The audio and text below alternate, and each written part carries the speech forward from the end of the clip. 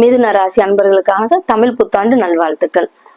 அதாவது திட்டமிடுதலும் செயல்படுதலும், திட்டமிட்டபடி எண்ணியதை நிறைவேற்றிக் கொள்ளக்கூடிய மிதுன ராசி அன்பர்களே, உங்களுக்கான தமிழ் வருடம் பராபவ வருடம் எப்படி இருக்கும் அப்படிங்கிறது தான் நம்ம இந்த வீடியோல பார்க்க போறோம்.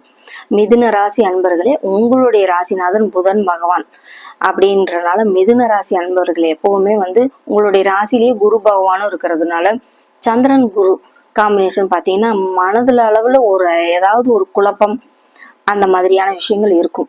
மனப்பதட்டம், டென்ஷன் இந்த மாதிரி இருந்துகிட்டே இருக்கும். இருந்தாலும் நீங்க கவலையப்பட வேண்டாங்க. ஜூன் மாதம் வரைக்கும் தான். ஜூன் மாதத்துக்கு பிறகு பாத்தீங்கன்னா ராசிக்கு 2ஆம் இடத்துல குரு பகவான் போயிடுவாரு, உச்சமாகவும் இருப்பாரு. பொருளாதாரத்துல மிகப்பெரிய ஒரு மாற்றத்தை உருவாக்க போறாரு. உங்களுடைய பொருளாதாரம் தனவரவு தாராளமாக இருக்கும். ஒரு இன்கிரிமெண்ட் எதிர்பார்க்குறீங்களா? கண்டிப்பா உங்களுக்கு இன்கிரிமெண்ட் கிடைக்கும். ஒரு வேலையில ஒரு பதவி உயர்வு, வேலை மூலமாக உங்களுக்கு ஒரு லாபம், இதெல்லாம் கண்டிப்பாக உருவாகும்.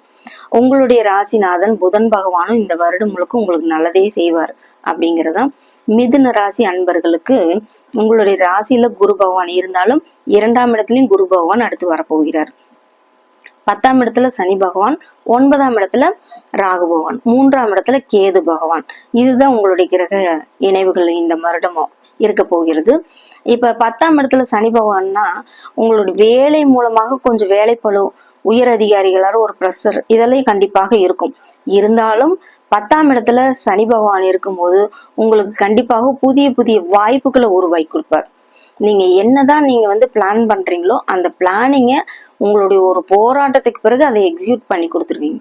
அதாவது திட்டமிடுதலும் செயல்படுதலும் உங்களை மாதிரி யாருமே பண்ண முடியாது அப்படிங்கிறது தான். உங்களுடைய பொறுமை, நிதானம் இது எல்லாமே உங்களுக்கு ஒரு நல்ல ஒரு வளர்ச்சி பாதைய உங்களுக்கு கைக்கு வழிகாட்டி கூட்டிட்டு போயிடும். அதனால குரு பகவான் ஜூன் மாதத்துக்கு பிறகு மாறும்போது உங்களுடைய பொருளாதார முன்னேற்றம் சூப்பராக இருக்கும் அப்படிங்கிறது தான். உங்களுடைய தொழில் சார்ந்த விஷயங்களுக்கு நீங்க நிறைய ஒரு நல்ல நல்ல திவாய்ப்புகளை உருவாக்கி கொடுக்கும். மாணவர்களுக்கு கொஞ்சம் பதட்டங்கள் உருவாகும். இருந்தாலும் கவலைப்பட வேண்டாம். தினமும் காலையில ஒரு தியானம் செய்யும், மெடிடேஷன் பண்ணணும். தியானம் செய்யும் போது பாத்தீங்கன்னா உங்களுடைய எண்ணம், மனது எல்லாமே உங்களுக்கு ஒரு டென்ஷன் இல்லாம மனம் அமைதியாக இருக்கும். ஒரு டென்ஷன், படபடப்பு இதெல்லாம் குறையும். மன நிம்மதி கிடைக்கும். இந்த மன நிம்மதி இருந்தாலே எல்லா ஒர்க்குக்கும் எல்லா காரியங்களிலும் ஒரு வெற்றி கிடைக்கும். அதனால இந்த வருடம் உங்களுக்கு மிக அற்புதமான வருடமாக இருக்கு. மாணவர்கள் விரும்பிய பாடப்பிரிவு ஏற்பதற்கு ஒரு நல்ல வாய்ப்பு கிடைக்கும். உங்களுடைய ஆசிரியர், குருவான ஆசிரியரை நீங்க வணங்கி அவங்களுடைய ஆசீர்வாதத்தை, அவங்களுடைய ஆலோசனைப்படி நீங்க பாடப்பிரிவுகளை தேர்ந்தெடுங்க. கண்டிப்பா உங்களுக்கு நல்ல காலேஜ் கிடைக்கும். உங்களுக்கு விருப்பப்பட்ட பாடப்பிரிவுகள் கிடைக்கும். கொஞ்சம் அலைச்சல்கள் கிடைக்கும்.